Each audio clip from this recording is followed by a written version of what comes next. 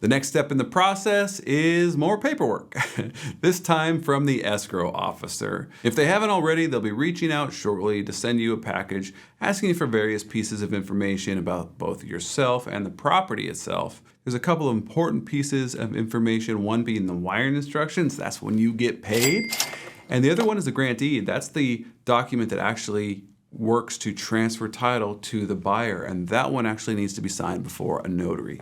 We've got a notary at the escrow office, but if you need someone who's mobile, you can go ahead and just let them know to have someone come out to you and we can get that taken care of right away. Now, if your property is part of a homeowners association, your escrow officer will be reaching out to get some support from you so they can order those HOA documents to transfer over to the buyer. This is really the only upfront and out-of-pocket fee that you may incur, and they will be reaching out for either a check or credit card number so that we can pay for that HOA document package and get it to the buyer.